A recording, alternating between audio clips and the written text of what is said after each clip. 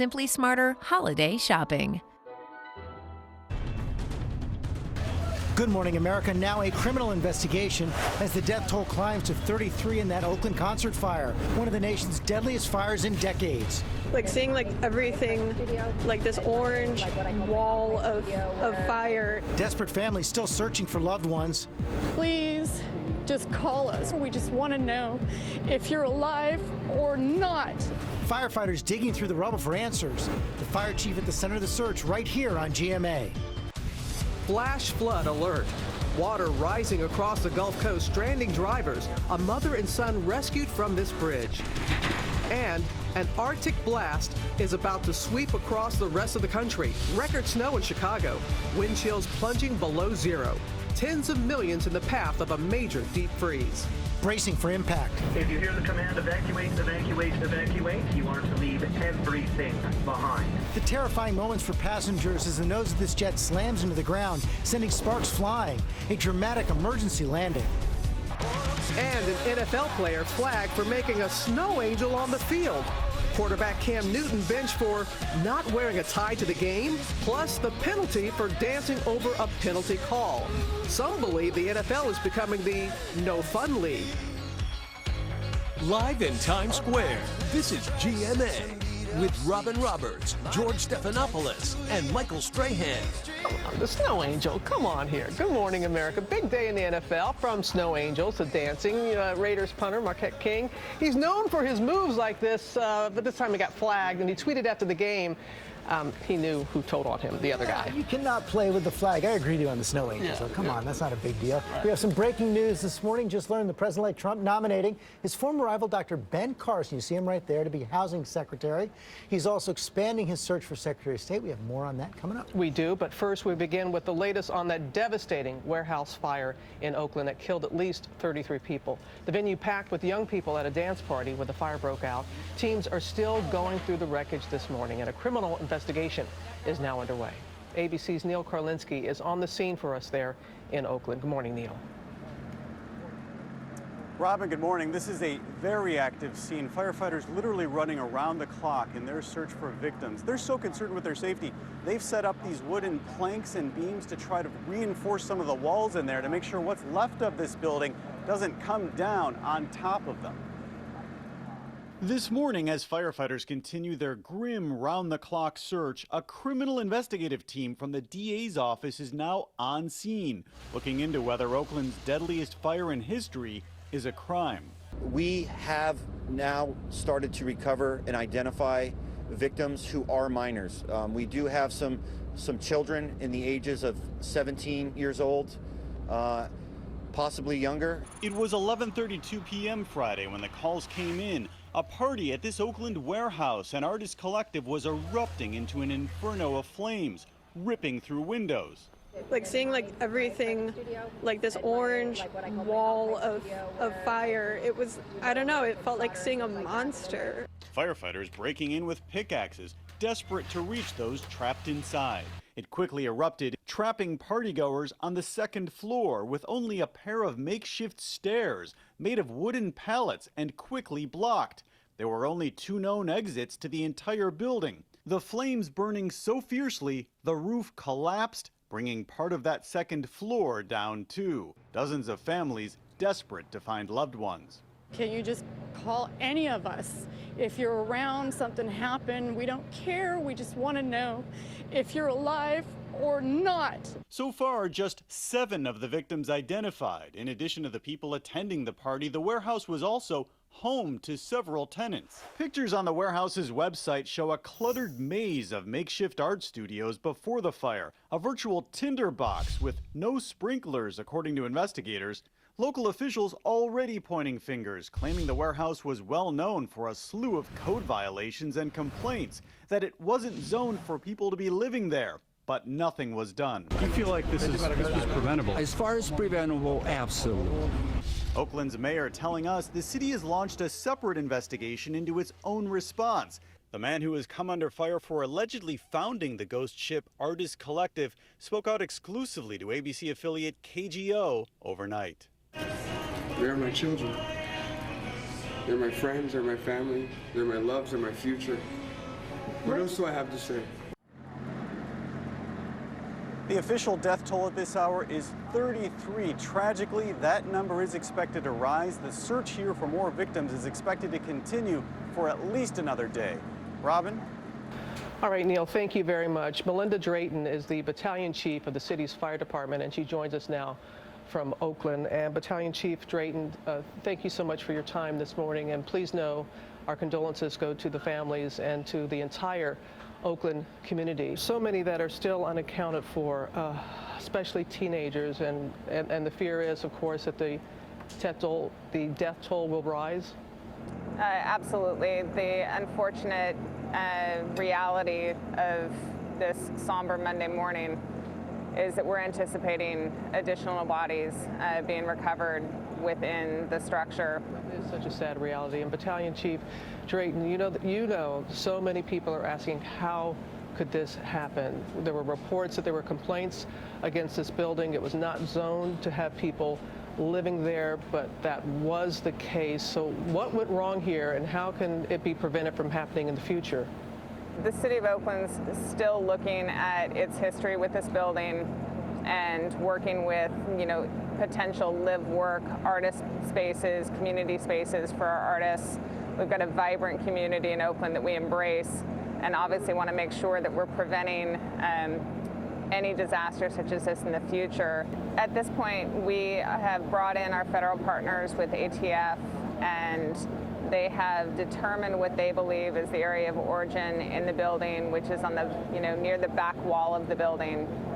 And we have that area quarantined off. They're bringing in numerous investigators this morning. We anticipate sometime between 7 and 7:30 for them to arrive, and we're hoping for more answers later today. We saw in many area photos the amount of trash, debris that was around that structure. Did that add, do you believe, to the blaze? In this case, it was a lot of art and personal projects and design. It was not personal trash in the side yard. It didn't appear to be personal trash. It wasn't a hoarding situation per se, although the heavy fire load was intense and obviously would have a hard time for people to get out of the building. Such an emotional toll, ma'am, on everyone, especially the families, the responders as well. How are they dealing with everything? I think everybody is dealing with it the best they can. Obviously, the raw emotions. We set up at our Union Hall yesterday for the anticipation of many firefighters that just wanted to kind of watch football together and chill and eat some pizza and kind of debrief with their peers before going home to their families. Sometimes it helps to kind of offload those emotions before bringing it home. I know that you've been on the job for almost 20 years, and nothing can prepare you for something like this. We appreciate again your time, and please know that our thoughts and prayers are with the responders, especially the families, everyone there in the Oakland community. Thank you so much. Thank you very much. Again, when you just see the scene and how quickly it all went up in flames. Yeah, such a horrifying incident. We're going to be following that, of course, but right now we're going to move on now to the flooding across the Gulf Coast. Heavy rain soaking towns from Texas to Carolinas.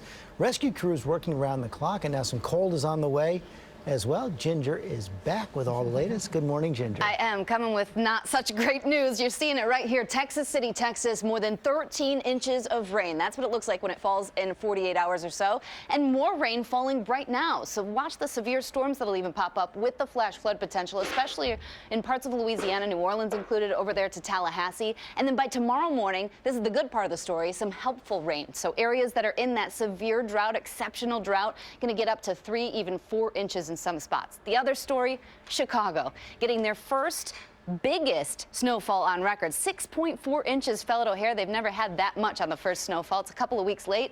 Happened in Wisconsin, too. And guess what, guys? The cold, ooh, it is going to come in. I'm going to show you how cold in just a couple of moments, Robin. It's so great to have you back. Your pictures on Instagram had our mouths watering from Italia. You'll see it soon okay. on Food Forecast in Italy. You got it. Thank you, Ginger.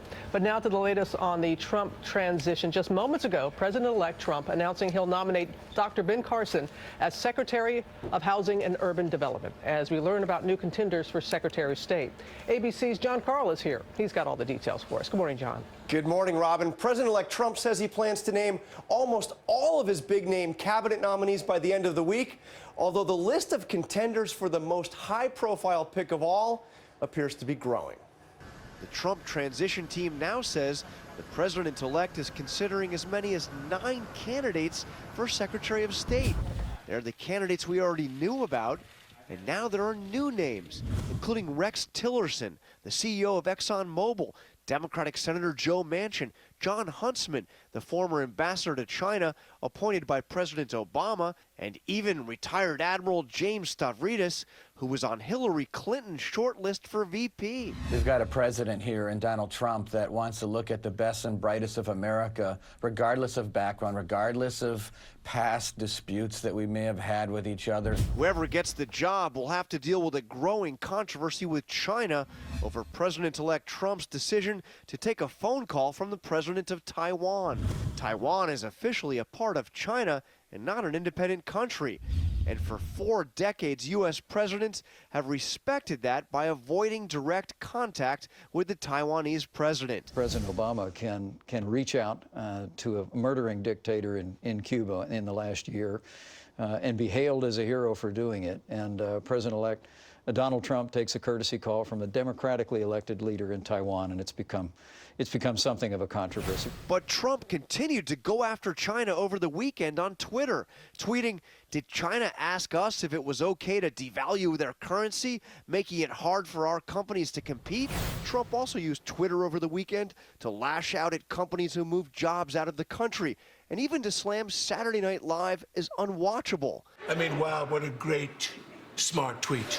Meanwhile, on 60 Minutes, Speaker of the House Paul Ryan said the president-elect's Twitter tirades don't bother him at all. And who cares what he tweeted, on some Thursday night, if we fix this country's big problems? That's just the way I look at this. And Ryan, who of course has clashed mightily with Trump in the past, says he talks to him all the time. George and Robin, what he says is he just calls him up on his cell phone. Okay. Meantime, John, they're also working on that agenda to take on right in January, and there do seem to be some differences over exactly how to handle health care, even taxes. Yeah, no question. There's differences with the team, and you see the differences play out in terms of the policies they're going to do, and I think that's what's going on with this expanding list for Secretary of State. Genuine divisions on this team about what direction to go. But to go from 4 to possibly 9?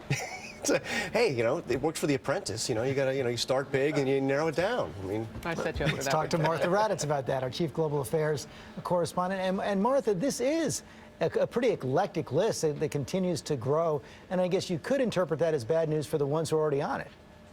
Well, I guess you could, George. I mean, it is a growing list. You've got Admiral Stavridis there. He has a lot of NATO experience. Again, calling on those military officers, generals, admirals as part of these lists. But I think you will see him probably go back over the original list as well, and maybe Mitt Romney again. We'll see. It could be a week or two away. Meantime, Martha, this phone call to the Taiwanese president over the weekend. You saw Mike Pence yesterday on This Week kind of downplay this, but this was a deliberate strategy by the Trump team.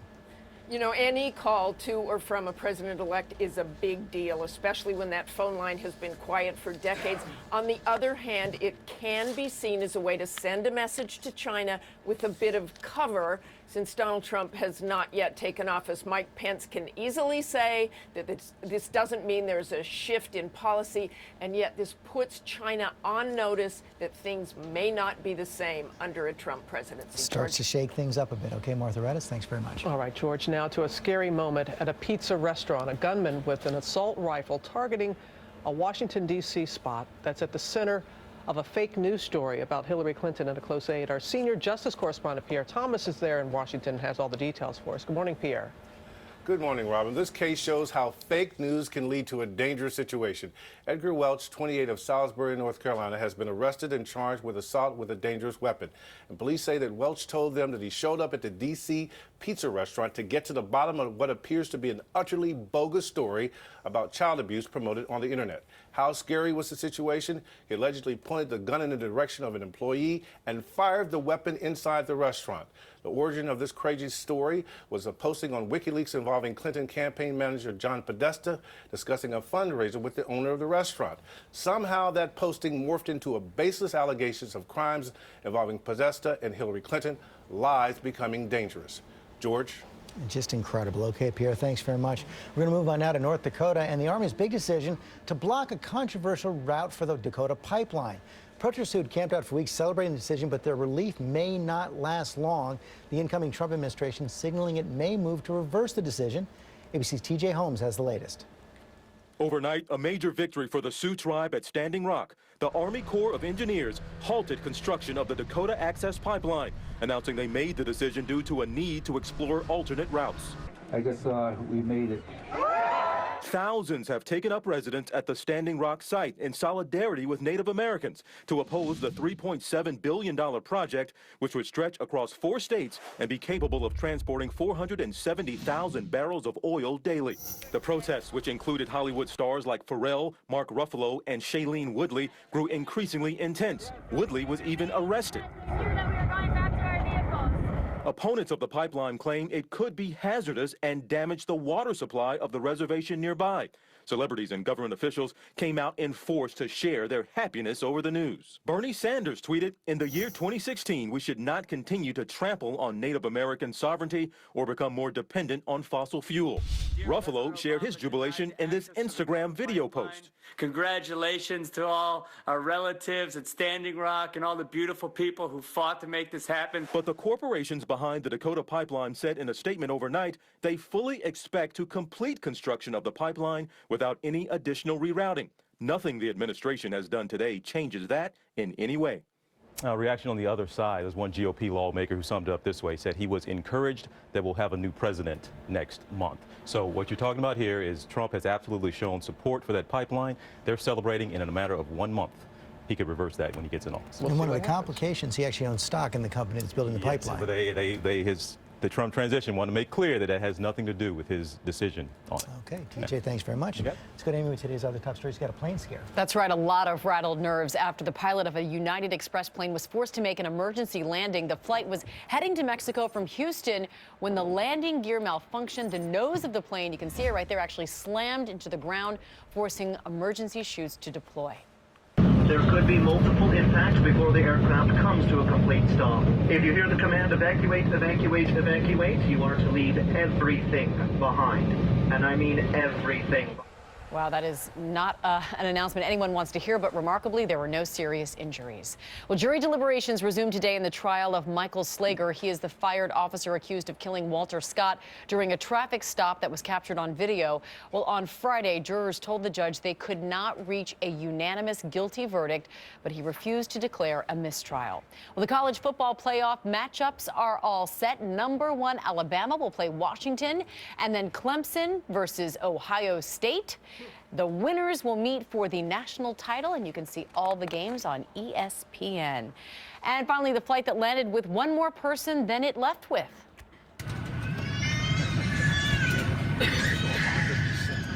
Yeah, that could only mean one thing. There's the little one crying after mom gave birth on the flight from Philadelphia to Orlando. The flight diverted to Charleston, South Carolina. Not a bad place to be born, right? Where the new expanded family was taken to the hospital. Everyone is doing fine. We don't know the gender of the baby, but it's been suggested if it's a girl, perhaps the name Skylar. Oh, nice. Leave it to you, Aim. Every single time.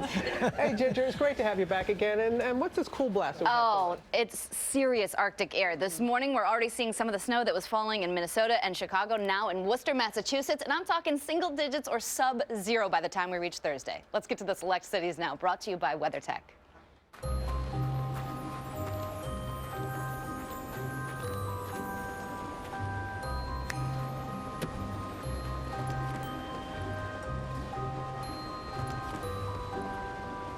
WeatherTech is the ultimate way to protect your vehicle this holiday season with laser-measured floor liners for a perfect fit.